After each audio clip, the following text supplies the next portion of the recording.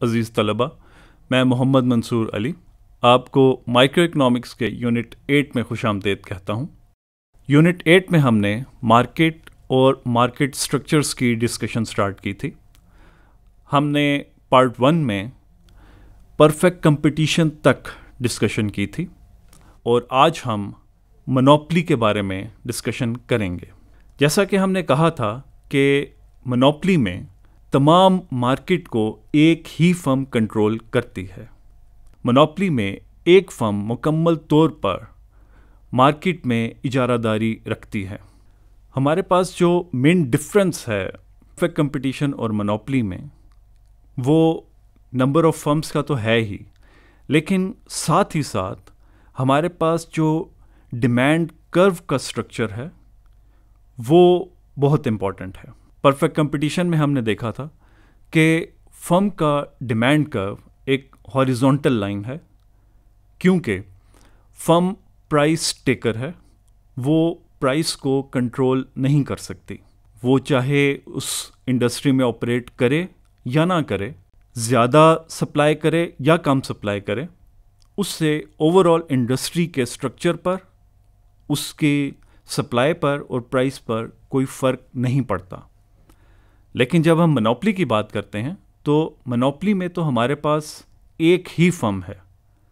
इसलिए हम law of demand को रिकॉल करेंगे कि जैसे जैसे प्राइस बढ़ती है कंज्यूमर की डिमांड कम होती है, और वहाँ हमने देखा था कि demand curve for a single consumer वो नेगेटिवली स्लोपिंग है।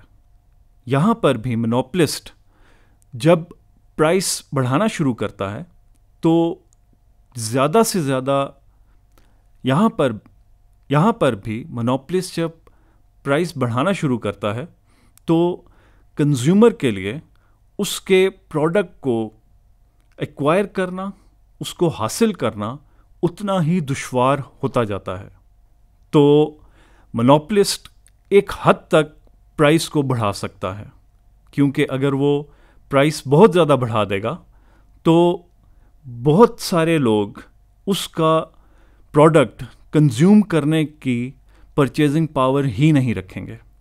लेकिन जैसे जैसे वो प्राइस कम करता चला जाएगा, ज़्यादा से ज़्यादा लोग उसके प्रोडक्ट्स को कंज्यूम करना शुरू कर देंगे, यानी कि ज़्यादा से ज़्यादा लोगों की परचेजिंग पावर में उसके प्रोडक्ट आता जाएगा। इसलिए मोनोपोलिस्ट का डिमांड कर्व नेगेटिवली स्लोपिंग है कि जैसे जैसे प्राइस वो कम करेगा उसके कंजम्पशन मार्केट में उतना ही बढ़ता चला जाएगा। इसलिए मोनोपोलिस्ट को ये एडवांटेज हासिल होता है कि वो जब तक प्राइस को कम करता रहेगा उसकी मार्केट में डिमांड बढ़ती रहेगी।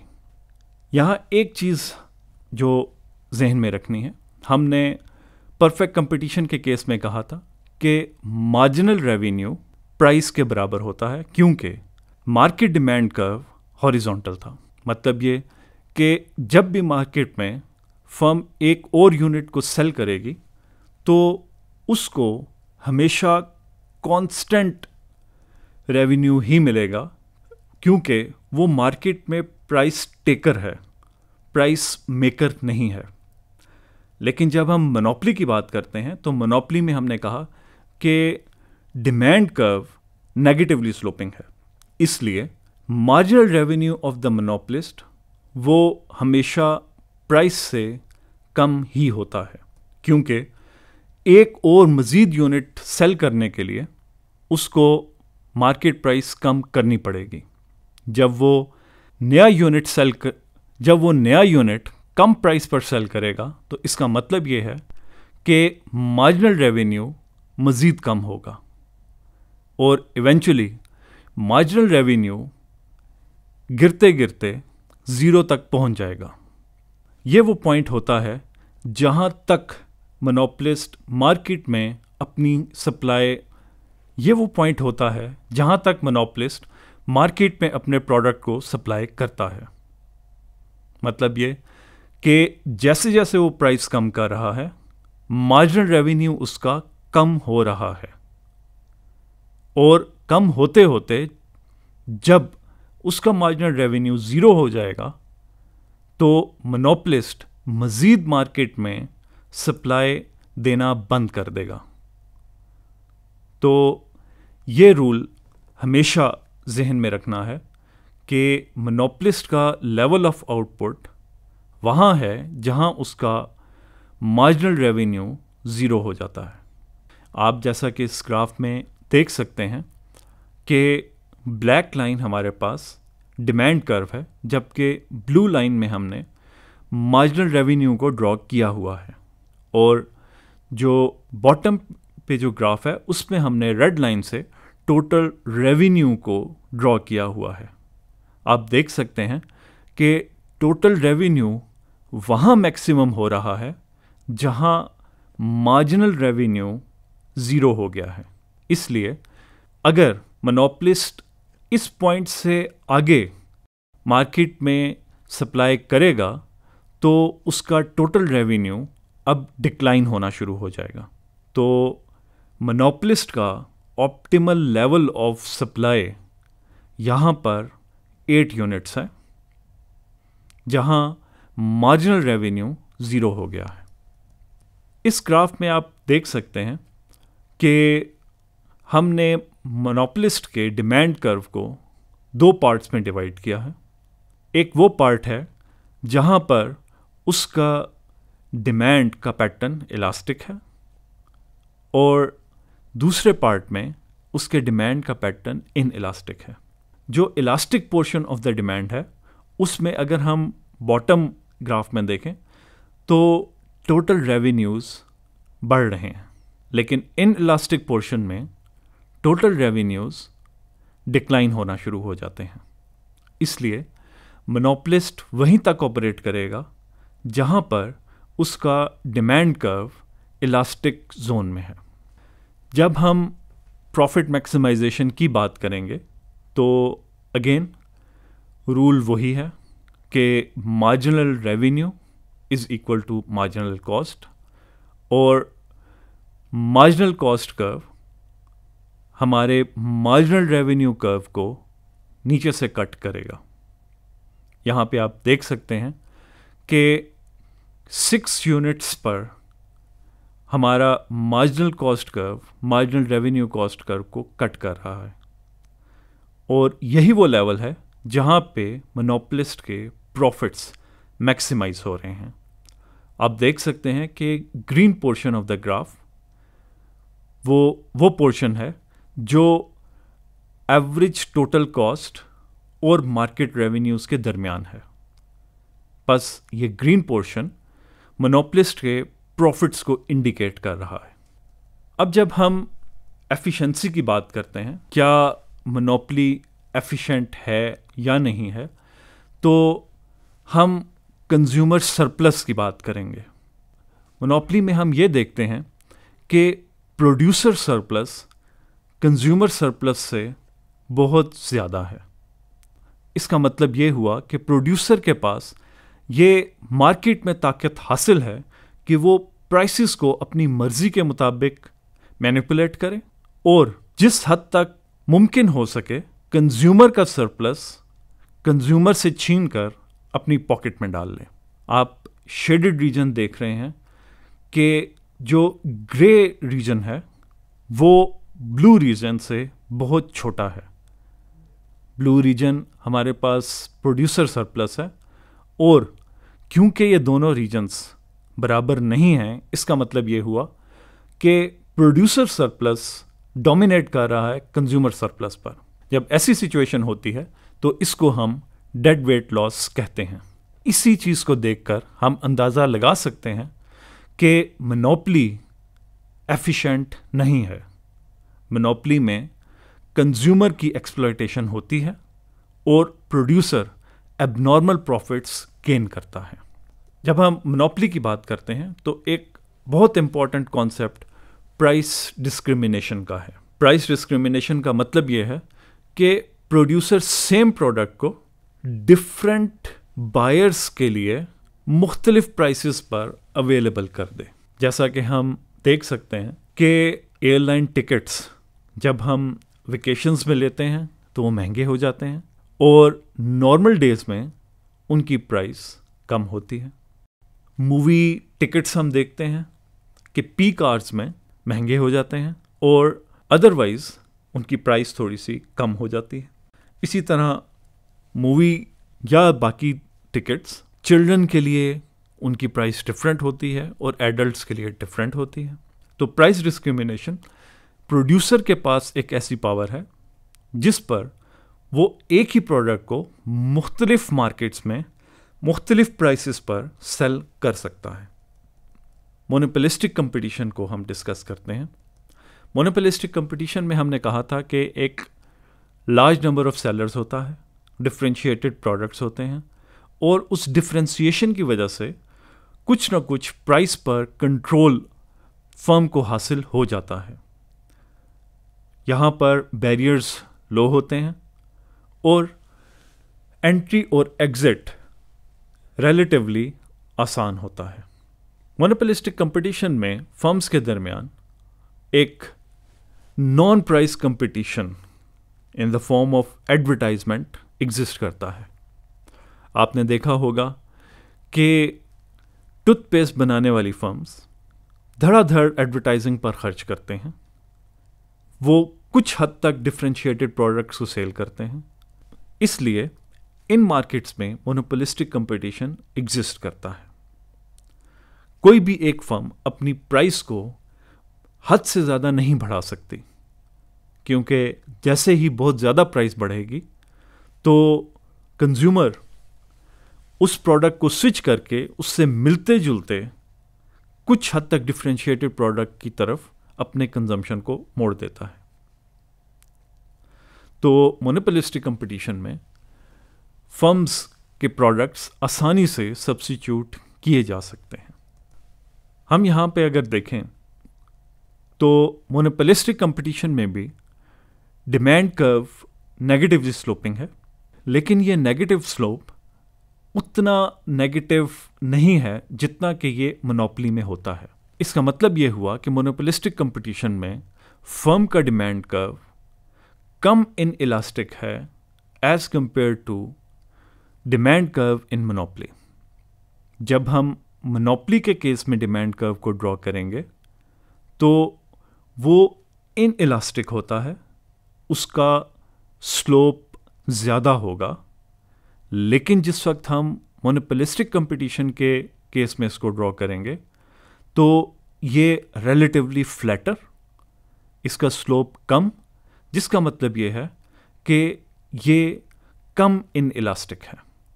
लेकिन बहरहाल ये नेगेटिवली स्लोपिंग ही है। अगेन, जैसे जैसे फर्म प्राइस को कम करेगी अपने प्रोडक्ट की सेल को वो बढ़ा सकती है, लेकिन बाकी रूल्स मार्जिनल रेवेन्यू और मार्जिनल कॉस्ट के वो उसी तरह एप्लीकेबल हैं। और आप देख सकते हैं कि एवरेज टोटल कॉस्ट से अबव ग्रीन पोर्शन फर्म का प्रॉफिट है। अगर हम मोनोपोली से इसको कंपेयर करें तो मोनोपोली मार्केट की निस्बत ये ग्रीन पोर्शन बहुत कम है। इसलिए मोनोपोलिस्टिक कंपटीशन में फर्म के प्रॉफिट्स उस हद तक एबनॉर्मल या लार्ज नहीं होते जितने के मोनोपोली मार्केट में होते हैं। इसी तरह जब हम ओलिगोपोली की बात करते हैं तो ओलिगोपोली में हम डिस्टिंक्शन ये करते हैं या फ़र्क ये करते हैं कि ओलिगोपोली में चंद फर्म्स होती हैं, प्रोडक्ट्स या बिल्कुल आइडेंटिकल होते हैं या बिल्कुल डिफरेंशिएटेड होते हैं, लेकिन अमूमन number of firms operating in the market less than 10 होता है। ओलिगोपोली मार्केट में हाई बैरियर्स टू एंट्री होते हैं। ओलिगोपोली मार्केट में एक फर्म का एक्शन दूसरी फर्म के एक्शन को बहुत ज़्यादा मुतासिर करता है। जैसा कि हम देख सकते हैं कि कार प्रोड्यूसर्स, जब वो एक कार प्रोड्यूसर अपनी प्राइस को कम करता है तो दूसरे कार प्रोड्यूसर को भी इन रिटर्न प्राइस को उसी के मुताबिक कम करना पड़ता है। इसलिए ओलिगोपली मार्केट में अमूमन कहा यह जाता है कि इट पेज टू कोऑपरेट, कि फर्म्स आपस में अगर कोऑपरेट करें तो वो अपने प्रॉफिट्स को मैक्सिमाइज इस तरह से कर सकते हैं कि नॉन प्राइस कंपटीशन को वो मिनिमम कर देते हैं। नॉन प्राइस कंपटीशन का मतलब ये है कि हैवी एडवर्टाइजमेंट्स और आफ्टर सेल्स सर्विसेज और सिमिलरली मुख्तलिफ किस्म के एडेड बेनिफिट्स जो कि कंज्यूमर को अट्रैक्ट करने के लिए फर्म इस्तेमाल करती है। हमारे पास इसलिए ओलिगोपली में 3 किस्म के मॉडल्स आते हैं। एक तो ये है कि उसमें प्राइस लीडरशिप मॉडल है, दूसरा हमारे पास कोलूडिंग ओलिगोपली है और तीसरा नॉन कोलूडिंग ओलिगोपली है। कोलूडिंग का मतलब ये है कि जितने भी मार्केट में प्लेयर्स हैं वो आपस में कोऑर्डिनेट करें, आपस में मुआहदा कर लें और मुआहदा करके वो मार्केट में प्राइस को और सप्लाई को कंट्रोल करें।